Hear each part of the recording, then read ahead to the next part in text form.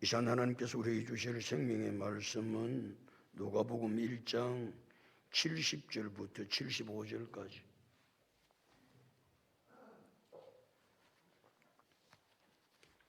누가복음 1장 70절부터 75절까지 우리 함께 합독합니다. 이것은 주께서 예로부터 거룩한 선지자의 입으로 말씀하신 바와 같이 우리 원수에게서와 우리를 미워하는 모든 자의 손에서 구원하시는 일이라.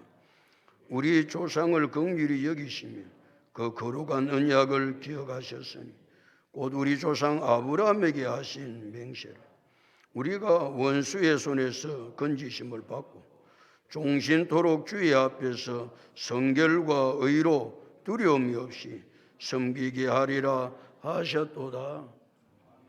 할렐루야. 여기서는 인사합니다. 예수님 부활하셨습니다. 예수님 부활하셨습니다. 할렐루야. 인간의 근본 문제는 죄 문제지요. 인간의 죄 문제가 없었다면 뭐 부활이고 이런 이야기 할 것이 없지요.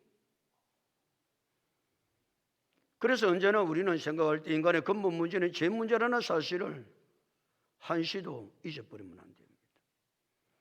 인간의 근본 문제인 죄 문제를 해결해야 되기 때문에 하나님은 독생자 예수 그리스도를 이 땅에 보내주시고, 지난 한 주간 예수님이 인간의 죄 때문에 고난을 많이 받으셨다가 금요일 날 오전 9시부터 오후 3시까지 6시간 동안 십자가 위에서 물과 피를 한 방울도 남기지 않냐고 다 쏟아주심으로 이 진리를 믿는 자마다 인간의 근본 문제인 죄 문제가 해결된 줄로 믿습니다.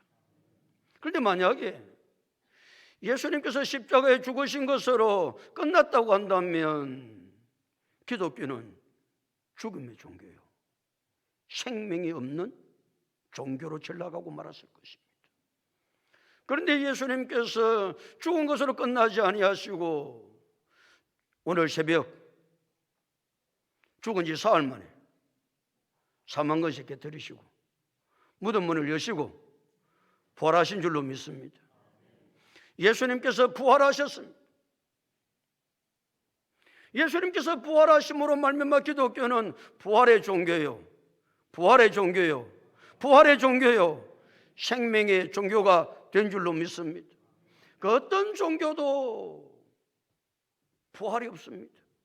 그 어떤 종교도 영생이 없습니다. 그럼 우리 기독교회는 기독교가 부활의 종교요, 영생을 우리에게 주시는 것입니다. 베다니 나사로가 살았는데 나사로가 죽었어요.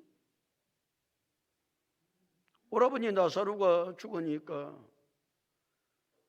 자매 둘이 마르다와 마리아가 얼마나 슬퍼하겠어요. 얼마나 시리에 빠져 있겠어요.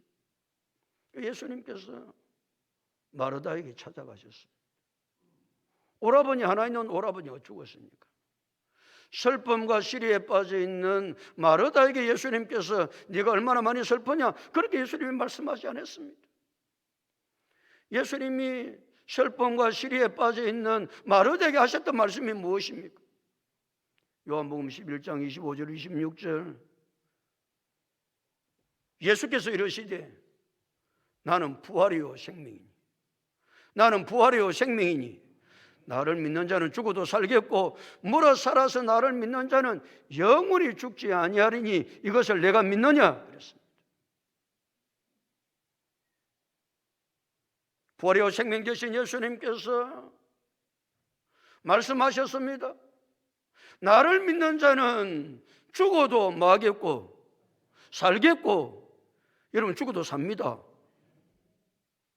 우리는 죽어도 사는 존재입니다. 물어 살아서 나를 믿는 자는 영원히 죽지 않습니다. 영원히 죽지 않는다는 말은 영생을 얻는다는 그 말입니다. 예수 그리스도를 믿는 자마다 영생의 복을 누리는 줄로 믿습니다. 이것을 믿습니까? 이 부활의 신앙을 가지면 죽어도 살고 물어 살아서 믿는 자는 영원히 죽지 아니하는 영생에 확실히 있는 사람은 환난도 이깁니다. 환난도 이깁니다. 고난도 이깁니다. 역경도 이깁니다. 가난도 이깁니다. 질병도 이깁니다. 두려움도 이깁니다. 죽음도 이깁니다. 부활의 신앙을 가진 사람은 절대 흔들리지 아니하고 모든 것에서 넉넉하게 승리하게 되는 줄로 믿습니다. 그러기에 우리의 신앙 가운데 가장 중요한 신앙, 가장 능력 있는 신앙은 부활의 신앙인 줄로 믿습니다. 오늘 부활주일 아침에 이런 부활의 신앙을 가지고 있습니다만 다시 한번 이 부활의 신앙으로 회복할 수 있는 놀라운 부활주일이 될 수 있기를 예수 그리스도의 이름으로 축복합니다. 부활의 신앙이 없는 사람은 아무런 능력을 발휘할 수 없습니다. 그러나 부활의 신앙이 내 삶 속에, 내 신앙 속에 자리 잡고 있는 사람은 세상이 두렵지 않습니다. 왜요? 부활의 신앙을 가지고 있기 때문에 죽어도 살고, 물어 살아서 나를 믿는 자는 뭐하지 않기 때문에 영원히 죽지 않는다는 이 진리를 믿기 때문에 이 믿음 가진데 무엇이 두렵겠어요?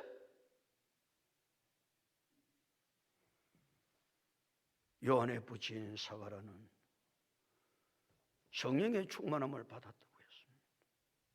성령의 충만함을 받았다는 이야기는 성령이 더 이상 채워질 것이 없어 차고 넘쳤다, 흘러 넘쳤다 그랬습니다. 하나님의 사람은 다른 것으로 충만한 것이 아니고 성령으로 충만해야 합니다. 성령으로 충만해야 합니다. 성령이 더 채울 곳이 없어서 날마다 우리의 삶 속에 성령이 흘러 넘쳐야 하는 것입니다. 성령의 충만함을 받았던 사가라는 예언을 하기 시작합니다. 예언은 하나님이 하실 일을 말하는 것입니다. 하나님 무슨 일을 하실까? 성령의 충만함을 받았던 사가라는 하나님이 자기 백성을 돌보신다는 것입니다. 하나님이 자기 백성을 어떻게 하신다? 돌보신다는 것입니다. 돌보신다는 말은 하나님이 친히 방문하셔서 자세하게 살피신다 그런 말입니다. 오늘도 하나님은 자기 백성, 예수 그리스도를 믿는 하나님의 백성을 방문하셔서 자세히 살펴서 도와주시는 줄로 믿습니다. 뿐만 아니라 하나님은 자기 백성을 속량하신다는 것입니다. 속량한다는 말은 속전을 지불하고 놓아준다 그런 말입니다. 우리 인간은 모두가 다 죄의 노예인데 죄의 노예된 우리를 하나님께서 속전을 지불하고 그 값을 지불하고 우리를 죄에서 놓아주시려고 하나님 이 땅에 자기 독생자 예수 그리스도를 보내주시고 그 예수 그리스도께서 지난 주일 금요일 날 우리의 죄를 속량하시려고 십자가 위에서 물과 피를 한 방울도 남기지 아니하시고 다 쏟아주심으로 말미암아 우리를 죄에서 속량해 주신 줄로 믿습니다. 이 은혜가 얼마나 큰지. 성령의 충만함을 받았던 사가라는 하나님이 하실 일에 대해서 두 가지를 예언을 했습니다. 첫 번째는 하나님이 자기 백성을 뭐 하신다고요? 돌보아 주신다는 것입니다. 두 번째는 하나님이 자기 백성을 뭐 하신다는 것입니까? 속량하신다는 것입니다. 하나님이 자기 백성을 속량하기 위해서 구원의 뿔을 다윗의 집에서 일으키셨다는 것입니다. 우리를 구원하시려고 그 구원의 뿔, 구원자 예수 그리스도를 다윗의 자손에게서 나오게 하신다 그 말입니다.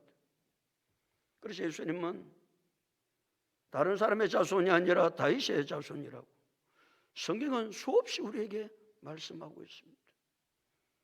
마태복음은 1장 1절이 아브라함과 다윗의 자손 예수 그리스도의 계보라 그랬습니다. 다윗의 자손 예수 그리스도, 예수 그리스도가 다윗의 자손이라는 겁니다. 뿐만 아니라 마태복음 9장 27절에 예수님께서 어느 마을을 가셨는데 맹인 두 사람이 예수님을 따라오면서 소리를 지릅니다. 다윗의 자손이여 우리를 불쌍히 여겨 주옵소서. 자기들이 맹인이지만 예수님께서, 다윗의 자손 예수님께서 우리를 불쌍히 여긴다고 하면 눈도 뜰 수 있다고 그들은 믿었던 것입니다. 다윗의 자손 예수 그리스도가 우리의 삶에 개입하시면 장인도 눈을 뜨고 귀머리가 귀에 열리고 우리의 삶의 문제가 해결되는 역사가 일어나게 되는 줄로 믿습니다. 다윗의 자손이요. 그래서 두 맹인은 예수님께서 나타났을 때에 사람들이 소리를 지르니까 시끄럽다고 예수님이 기먹었냐고 더욱 소리 질러 이르되 다윗의 자손이여 우리를 불쌍히 여기소서.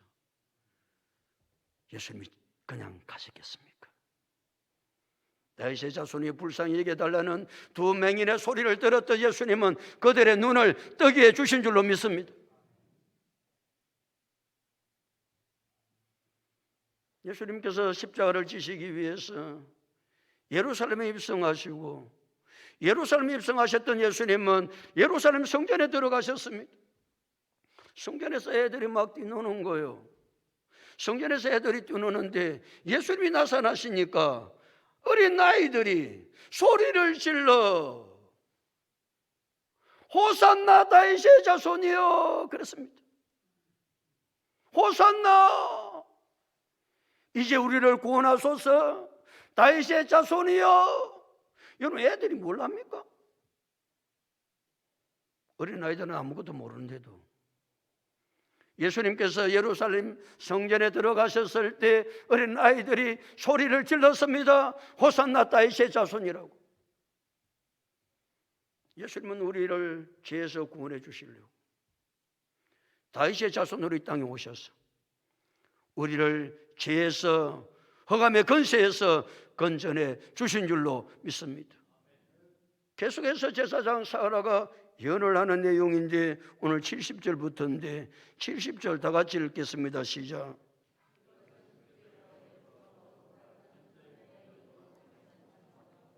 이것은 그렇습니다. 이것이 무엇일까요? 우리를 죄에서 속량하기 위해서 구원자 예수 그리스도를 보내주신다는 이것은 그 진리를 말하는 것이죠. 이것은 그 다음 보십시오. 주께서 뭐로부터? 예로부터 거룩한 선지자의 입으로 말씀하신 바와 같이 그렇습니다. 주께서 예로부터 선지자의 거룩한 선지자의 입으로 말씀하신 바와 같이 무엇이? 구원자 예수 그리스도를 보내준다는 말씀은 예로부터 있었던 이야기다 그 말입니다. 그 예로부터라는 말은 오래전부터. 그러니까 제사장 사가랴가 성령이 충만해서 예수님께서 우리를 죄에서 구원해 주시기 위해서 이 땅에 오셨다는 이 진리는 지금 제사장 사가랴가 말하는 것이 아니고 이 놀라운 진리는 언제부터 있었다? 예로부터 있었다는 것이에요. 그러면 하나님께서 인간을 죄에서 구원할 구원자를 보내주시겠다는 것은 언제부터 있었던 이야기입니까? 오래전부터 예로부터 있었다고 그랬는데 언제 하나님께서 인간을 죄에서 구원하기 위해서 구원자를 보내주시겠다고 약속하셨냐고요. 첫째 사람 아담이 하나님 말씀에 불순종합니다. 하나님 말씀에 불순종이 죄입니다. 죄가 인간의 근본 문제입니다. 이 죄가 들어왔을 때 하나님은 구원자 예수 그리스도를 보내주시겠다고. 예수 그리스도를 통하지 않고는 인간을 죄에서 구원할 길이 없기 때문에 첫째 사람 아담이 죄를 범함과 동시에 하나님은 구원자 예수 그리스도를 보내주시겠다고 창세기 3장 15절에 약속하셨습니다.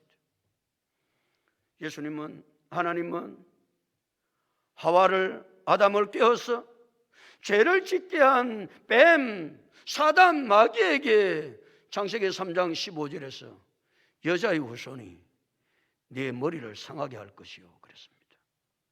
누구의 후손이? 여자의 후손이 내 머리는 누구의 머리? 뱀의 머리, 마귀의 머리를 뭐하게 할 것이다? 상하게 할 것이다. 누가? 여자의 후손이. 그 여자의 후손이 누굽니까? 이 땅의 모든 사람은 다 남자의 후손입니다. 다 여자와 남자의 관계를 통하지 않고 이 땅에 태어난 사람은 단 한 사람도 없습니다. 그래서 이 땅의 모든 사람은 다 남자의 후손인데 남자와 여자의 관계를 통하지 않고 이 땅에 태어나신 분은 오직 한 분, 예수 그리스도 한 분밖에 없습니다. 그래서 예수를 가리켜서 누구의 후손이다? 여자의 후손이다 그렇게 말씀합니다. 그러니까 인간이 죄를 범하자 바로 하나님께서 이 땅에 구원자 예수 그리스도를 보내주시겠다고, 여자의 후손을 보내주시겠다고, 그 여자의 후손이 누구의 머리를 상하게 한다고요? 뱀의, 마귀의 머리를, 내 머리를 상하게 할 것이요. 머리를 상하게 한다는 말은 치명상을 입힌다는 것입니다. 마귀가 가지고 있는 권세는 두 가지입니다. 죄의 권세와 사망의 권세를 가지고 있는데, 그 예수님께서 내 머리를 상하게 한다는 말은 마귀의 머리를 박살낸다는 이야기인데, 마귀가 가지고 있는 죄와 사망의 권세를 예수님이 깨뜨리신다 그 말입니다. 예수님은 십자가 위에서 죄와 사망의 권세를 박살냈습니다. 깨뜨렸습니다. 우리 모든 인간은 죄와 사망의 권세 아래 놓여 있었는데, 마귀의 권세 아래 놓여 있었는데, 예수님께서 이 땅에 오심으로 하니 여자의 후손인 예수 그리스도가 이 땅에 오셔서 십자가를 지심으로 우리 인간은 죄와 사망의 권세에서 해방된 줄로 믿습니다. 다시 70절, 이것은 주께서 예로부터 누구의 입으로 말씀하신 바라고요? 거룩한 선지자의 입으로 말씀하신 것이라 그랬어요. 거룩한 선지자. 그러니까 하나님은 구원자 예수 그리스도가 이 땅에 오신다는 것을 누구를 통해서 말씀하셨다는 겁니까? 선지자들의 입을 통해서 말씀하신 거예요. 선지자들, 하나님이 직접 내가 이렇게 말씀하지 않고 하나님은 자기의 계시를 누구를 통해서 말씀하셨다? 선지자들을 통해서 말씀하셨습니다. 오늘도 하나님이 하실 일을 누구를 통해서 말씀하고 있습니까? 성령에 충만한 제사장 사가랴를 통해서 말씀하고 있습니다. 하나님 직접 말씀하지 않습니다. 거룩한 선지자의 입을 어떻게 해서 그들로 통해서 구원자 메시아 예수 그리스도를 보내주시겠다고 약속을 한 것입니다. 거룩한 선지자의 입으로 말씀하신 바와 이 말은, 또 다른 말로 이야기하면 거룩한 선지자의 입의 말씀은 구약성경 전체를 말하고 있습니다. 구약성경 전체. 구약성경 전체의 내용은 무슨 내용을 말씀하고 있다고요? 예수 그리스도 우리의 구원자요. 예수 그리스도께서 우리를 구원하기 위해서 십자가를 진다는 이 사실을 구약성경 전체에서 우리에게 말씀해 주고 있다는 사실입니다. 오늘 제사장 사가랴는 우리를 죄에서 속량하기 위해서 구원의 뿔, 구원자 예수 그리스도를 다윗의 집에서 이렇게 해서 세워서 우리를 죄에서 구원하시겠다는 이 진리는 언제부터 있었던 것이라고요? 예로부터 있었던 것입니다. 오래전부터. 누구를 통해서? 거룩한 선지자의 입을 통해서 말씀하신 바를 내가 다시 성령의 충만함을 받아서 너에게 말한다. 그렇게 사가랴 제사장이 말씀하고 있습니다. 오늘도 이 말씀은 성경에 기록된 말씀인데, 오늘도 성령 충만한 죄를 통해서 이 놀라운 진리를 여러분들에게 전가하고 있는 줄로 믿습니다. 이 진리 말이에요. 그러면 71절에 말씀하고 있습니다. 우리 다 같이 71절 다 같이 읽겠습니다. 시작.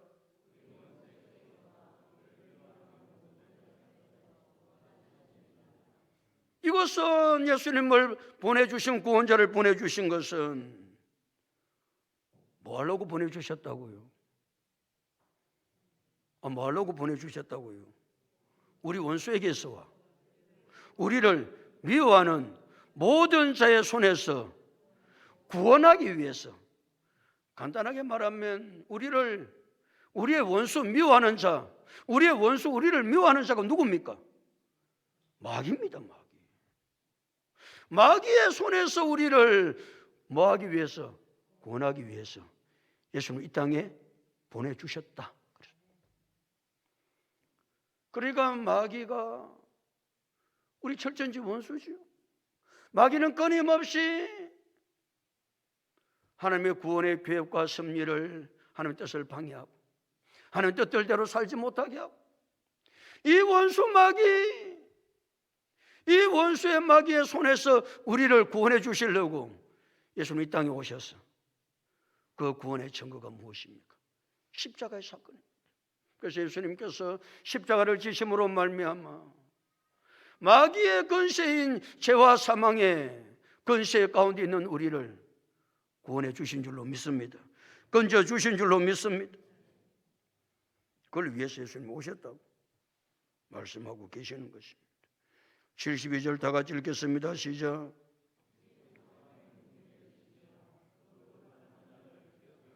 하나님이 우리 조상을 어떻게 여기셨다? 긍휼히 여기셨다. 불쌍히 여기셨다. 그 말이죠. 하나님이 긍휼히 여기시 아니하면 다 버림받습니다. 조상들이 얼마나 하나님의 뜻대로 안 살았는지 모릅니다. 얼마나 하나님을 많이 거역했는지 모릅니다. 얼마나 하나님께서 미워하는 짓들을 골라서 했는지 모릅니다. 그래도 하나님은 저들을 버리지 않습니다. 인내하고 참으셨습니다. 이유는 한 가지입니다. 하나님이 뭐가 풍성하기 때문에, 긍휼하심이 풍성하기 때문에. 오늘도 여러분 삶을 생각해 보십시오. 내가 어찌 사는지. 하나님 진노를 받기에 충분하지 않습니까?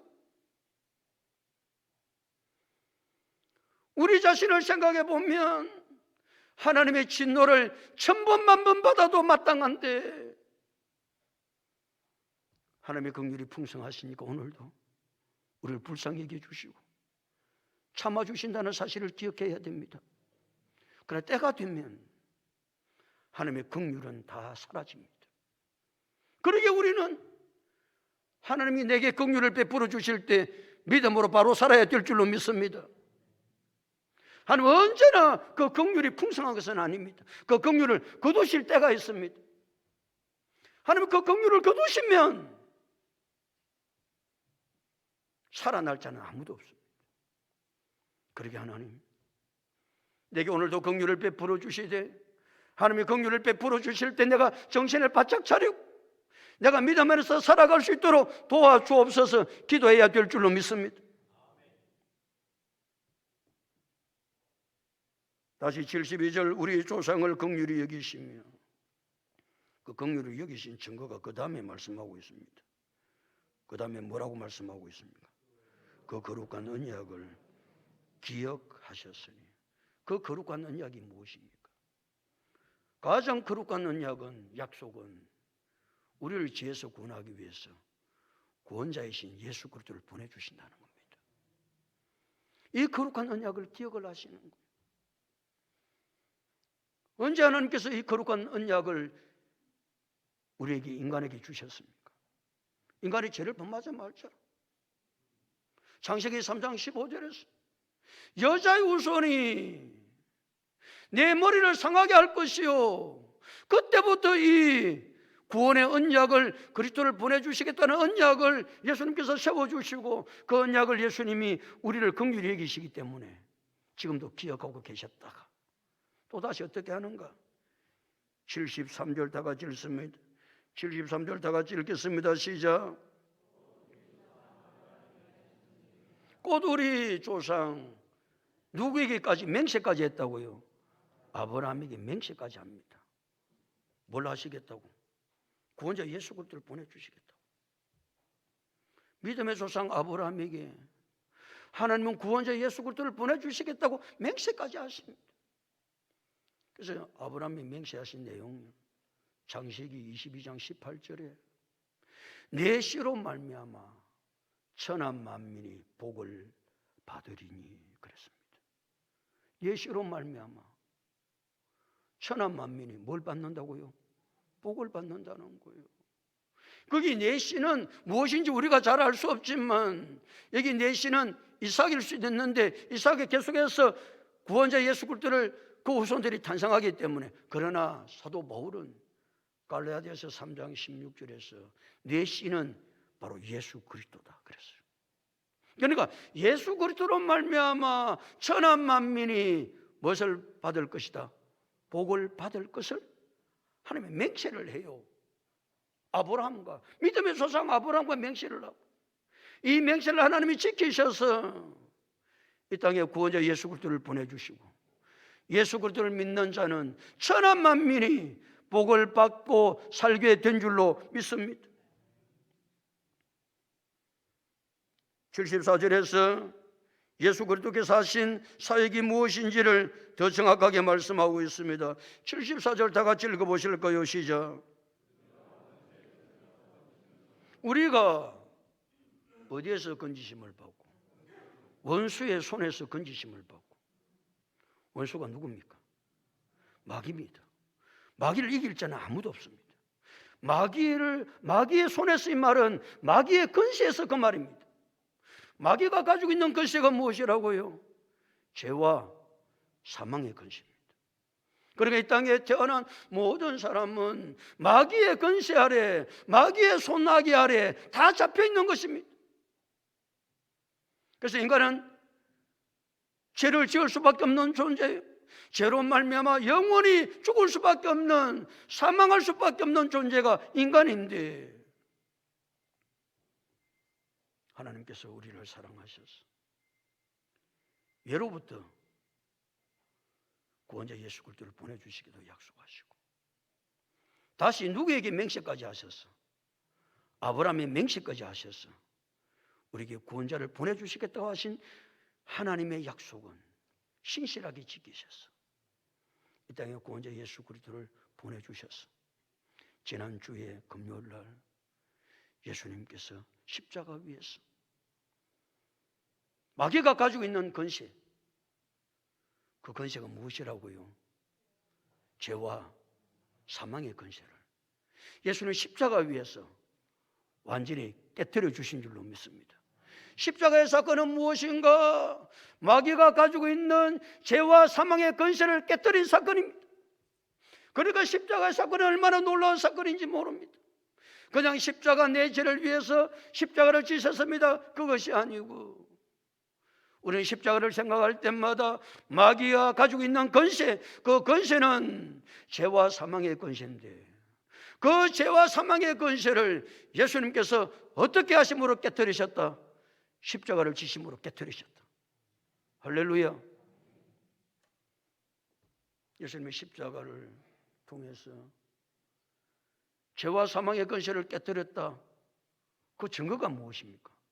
무엇으로 확정할 수 있습니까? 그 확정이 예수님의 부활입니다. 예수님께서 마귀의 손에 있는 죄와 사망의 권세에서 우리를 건져주셨다. 확실한 증거는 예수님이 죽은 지 사흘 만에 사망 권세 깨뜨리시고 무덤 문을 여시고 부활하심으로 예수님께서 마귀의 권세인 죄와 사망을 깨뜨리시고 우리를 구원해 주셨다는 확실한 증거는 예수님의 부활입니다. 그러게 예수님의 부활이 중요한 것입니다. 그냥 예수님이 부활하셨다 그런 말이 아니고 예수님의 부활은 마귀가 가지고 있는 죄와 사망의 권세를 예수님이 십자가에서 깨뜨리시고 그 십자가에 깨뜨리셨다는 확실한 증거로 오늘 예수님이 새벽에 부활하신 줄로 믿습니다. 이것을 간단하게 말해서 74절 다시 읽어볼까요? 74절 다 같이 읽겠습니다. 시작. 이걸 간단하게 표현해서 뭐라고 표현했습니까? 우리가 어디에서 건짐을 받고 원수의 손에서 건짐을 받고 우리가 원수의 손에 건짐을 받았다는 말은 다른 말로 우리가 구원함을 받았고 그 말이죠. 무엇을 통해서? 무엇을 통해서 지금까지 내가 목을 외쳤는데 무엇을 통해서? 예수님의 십자가와 부활의 사건을 통해서 그 말입니다. 우리가 원수의 손에서 건짐을 받고 원수의 손에서 구원을 받은 것은 다른 것으로 말미암아 원수의 손에서 건짐받은 것이 아니고, 우리가 원수의 손에서 건짐받은 놀라운 사건은 두 가지 사건 때문에 그렇다. 그것이 무엇이다? 예수님의 십자가와 부활의 사건이다, 그 말입니다. 사랑하는 성도 여러분, 예수님의 십자가와 부활의 사건은 우리가 원수의 손에서 건짐받은 사건입니다. 그러기에 우리는 예수님의 십자가의 사건과 예수님의 부활의 사건을 잊을 수가 없어 지난 주간은 고난주일을 지냈고, 오늘은 예수님께서 부활하신 이 부활의 새벽에, 이 아침에 우리가 하나님 앞에 찾아 나와 감사하는 것은 우리가 원수의 손에서 예수님의 십자가와 부활의 사건으로 말미암아 건짐받아 영생을 얻었기에 이 부활의 아침이 우리에게 너무나 중요하기에 하나님 앞에 부활의 예배를 드리는 것입니다. 사랑하는 성도 여러분, 예수님의 십자가와 예수님의 부활의 사건은 우리가 원수의 손에서 건짐받은 사건인데, 그러면 하나님이 왜 우리를 원수의 손에서 건져주실까요? 아이고 구원받았으니 참 좋네, 영생의 복을 받았으니 참 좋네, 그렇게 하기 위해서 예수님께서 우리가 원수의 손에서 건짐받게 하셨습니까? 그것도 필요하지요. 근데 중요한 것은 왜 그렇게 하셨는가, 이유를 75절에 말씀하고 있습니다. 75절 다 같이 읽어보실까요? 75절 시작.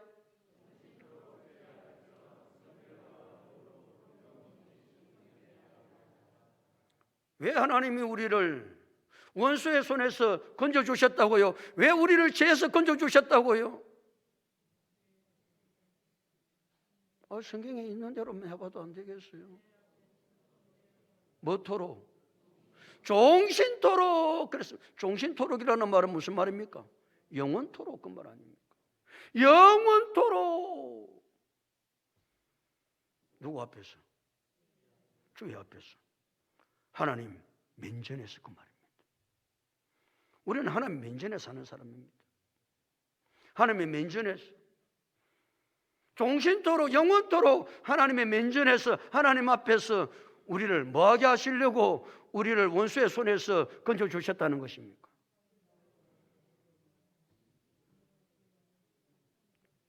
그러지 말고 성경이나 읽어보세요. 성결과 의로 두려움이 없이 섬기게 하려고. 성결과 의로 두려움이 없이 그랬습니다. 하나님은 그러고 하신 분입니다. 하나님은 전능하신 분입니다. 하나님은 죄를 절대로 용서하지 않습니다. 그래서 죄인은 하나님 앞에 나아가면 두려워서 하나님 앞에 나아갈 수가 없습니다. 왜? 하나님 죽이시기 때문에. 그런데 예수 그리스도의 십자가의 보혈로 성결되고 어렵게, 성결로 어렵게 됨으로 뭐 없이 하나님 앞에 나아갈 수 있게 되었다. 두려움 없이 하나님 앞에 나오게 된 줄로 믿습니다. 오늘 우리는 죄인이기 때문에 하나님 앞에 놓으면, 면전에 놓으면 다 죽습니다. 그런데 우리가 죽지 아니하고 하나님 앞에 담대하게 오늘도 두려움 없이 나와서 하나님의 면전에서 예배를 드릴 수 있는 것은 무엇 때문이다? 예수님의 십자가 보혈의 능력 때문입니다. 예수님의 십자가의 보혈로 성결과 어려움, 성결과 의로 무엇이 없이, 두려움이 없이 뭐하게 하리라 하셨다? 섬기게 하리라 하셨다? 섬긴다는 말이 무슨 말일까요? 하나님께 예배 드린다, 그 말입니다. 하나님을 경배한다, 그 말입니다. 사랑하는 성도 여러분, 하나님께서 우리를 원수의 손에서 건져주시고 예수님께서 십자가 위에서 우리의 죄 문제를 해결하기 위해서 물과 피를 한 방울도 남기지 않고 다 죽으시고, 예수님이 죽은 지 사흘 만에 부활하신 것은 그냥 내 좋은 대로, 내 기뻐하는 대로, 내 원하는 대로 그렇게 살라고 하신 것이 아닙니다. 하나님께서 우리를 죄에서 구원해 주신 것은 가장 중요한 이유는 우리로 하여금 하나님이 뭘 받으시기를 원하신다? 예배를 받으시기를 원하시는 거예요. 그래서 예배만큼 중요한 것이 없습니다. 그 사람이 구원받은 사람인가? 구원의 감격을 가지고 살아가는가? 무엇으로 증거할 수 있습니까? 아니, 내가 원수의 손에 있는 내가, 마귀가 가지고 있는 권세가 죄와 사망의 권세인데 내가 영원히 죽을 수밖에 없는데 예수님께서 죄와 사망의 권세에서 나를 건져주시려고 예수님이 십자가를 지시고 예수님이 부활하셨다 믿습니까? 이 믿음을 가진 자는 자동적으로 뭘 하게 돼 있다? 하나님 앞에 예배 드리게 돼 있다. 아멘. 예배는 장난이 아닙니다. 누가 예배를 드릴 수 있습니까? 죄에서 건진받은 사람, 원수의 손에서 건진받았다고 확신하는 사람은 하나님 앞에 무엇을 드리지 않을 수가 없다? 예배를 절대로 드리지 않을 수가 없는 거예요. 예배는 드려야 된다, 이게 아니에요. 무슨 예배를 드려야 된다고 강조를 해요?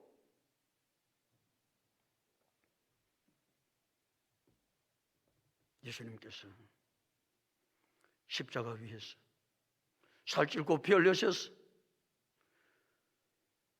죄와 사망의 결박에서 나를 풀어주신 것을 내가 믿고 예수님이 부활하시기 때문에 내가 영생의 복을 얻은 줄로 확신하는 사람은 어떻게 하나님 앞에 예배를 드린다? 어떻게 예배를 드린다고요? 종신토록 그랬습니다. 종신토록 영원히 우리의 예배는 구원받은 우리가 하나님 앞에 드리는 이 예배는 이 땅에서 끝나는 것이 아닙니다. 우리의 예배는 우리의 경배는 어디 가서도 계속되어집니까? 하나님 나라 갔을 때도 천사들과 더불어서 24장로와 더불어서 찬송하며 하나님 앞에 끊임없이 예배를 드리게 되어 있습니다. 여러분, 이 땅에서 예배를 그렇게 드리지 않는 자가 여러분 천국 가서 하나님 앞에 예배를 드릴 수 있을까요? 내가 예배 드리고 싶으면 예배를 드리고 예배를 드리고 싶지 않으면 안 드리고 내가 바쁜 일이 있으면 안 드리고 시간 나면 드리고 이것이 예배입니까? 이게 예배가 아닙니다. 예배는 어떻게 한다고요? 어떻게 드려야 된다고요? 종신토록 드리는 예배입니다. 종신토록. 그리고 우리는 내가 원수의 손에서 건진받는 것을 믿는다고 한다면 다른 거 생각할 게 없습니다. 그 다음 것은 부차적인 것입니다.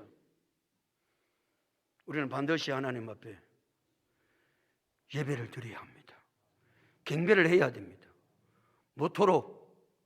종신토록. 내가 하나님 앞에 천국 가서도 예배를 드려야 되는데 아이고 그때 가서 내가 막 바쁘니까 나는 예배 못 드립니다. 나는 할 일이 많으니까 예배를 못 드립니다. 하나님이 그런 사람을 그런 인생을 구원받은 자라고 인정하시겠습니까?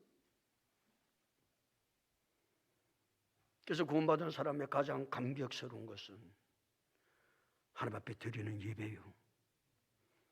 그래서 예배를 가리켜서 그 사람이 얼마나 구원의 감격을 가지고 하나님 앞에 사는가, 그 신앙의 척도다. 그래서 예배가 중요하다고 말씀하시는 거예요. 사랑하는 성도 여러분, 인간의 근본 문제는 죄 문제입니다. 인간의 근본 문제는 죄 문제를 하나님이 해결해 주시려고 독생자 예수 그리스도를 다윗의 집에서 일으키셨습니다. 그 구원에 뿌리신 예수 그리스도가 이 땅에 오셔서 인간의 근본 문제를 해결하기 위해서 죄값을 치루어야 되기 때문에 지난 주간 금요일 날 예수님은 십자가 위에서 우리의 죄값을 지불해 주심으로 말미암아 우리가 죄와 사망의 권세에서 해방된 줄로 믿습니다. 내가 죄와 사망의 권세에서 해방되었다는 가장 확실한 증거를 우리에게 보여주기 위해서 예수님은 오늘 새벽 죽은 지 사흘 만에 사망 것에 깨뜨리시고 무덤 문을 여시고 부활하셨습니다. 예수님 우리에게 영생의 복을 주셨습니다. 그런 우리가 종신토록 해야 될 일은 하나님 앞에 그의 목전에 그의 면전에서 무엇을 드리는 것이다? 예배를 드리는 것이라는 사실을 우리 한시도 잊으면 구원의 감격을 가지고 믿음으로 살아갈 수가 없습니다. 그러기에 우리는 다른 생각하지 말고